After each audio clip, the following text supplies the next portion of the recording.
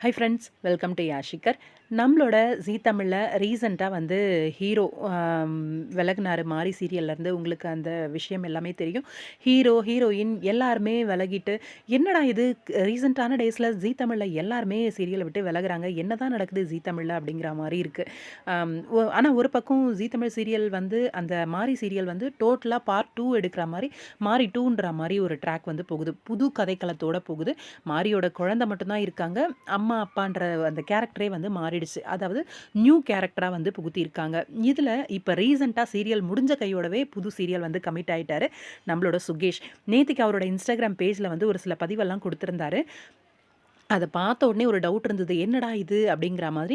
அதுக்கேத்த மாரியே இவர் தான் மாரி சீரியல்ல இதுக்கு மேல ஹீரோவா கன்டின்யூ பண்ண போறாரு அப்படிங்கிறது. ஹியர்ஸ் டூ நியூ பிகினிங்ஸ் அப்படின்னு சொல்லி ஒரு போஸ்ட் ஒண்ணு ஷேர் பண்ணியிருந்தாரு. அ அதுவே கொஞ்சம் டவுட்டா தான் இருந்தது. ஏதோ நியூ பிகினிங்னு போட்டிருக்காரே அப்படின்னு கேட்டிருந்தப்ப, இவர் தான் மாரி 2ல வந்து இனிமே வந்து ஹீரோவா ப்ளே பண்ண போறாரு அப்படிங்கிற ஒரு இன்ஃபர்மேஷன். அதுக்கு அடுத்த போஸ்ட்டும் அவரே வந்து ஷேர் பண்ணியிருந்தாரு. கிரேட்ஃபுல் அப்படின்னு சொல்லிட்டு, சீக்கிரமாவே உங்கள ஜீ தமிழ்ல வந்து டெலிவிஷன்ல பார்க்குறேன் அப்படிங்கிற மாரியும் சொல்லியிருந்தாரு. பாரதி கண்ணம்மா சீரியல்ல ஆரம்பிச்சு, இப்ப போன வீட்டுக்கு வீடு வாசப்படி சீரியல் வரைக்குமே தம்பி கேரக்டர் தான் வந்து ப்ளே பண்ணிட்டு இருந்தாரு. ஒரு சைட் கேரக்டர் மாரி தான் பண்ணிட்டு இருந்தாரு. ஃபர்ஸ்ட் டைம் வந்து ஹீரோவா மாரில வந்து அறிமுகமாகுறாரு. உண்மையிலேயே சந்தோஷமா இருக்கு. நல்ல வளர்ச்சி.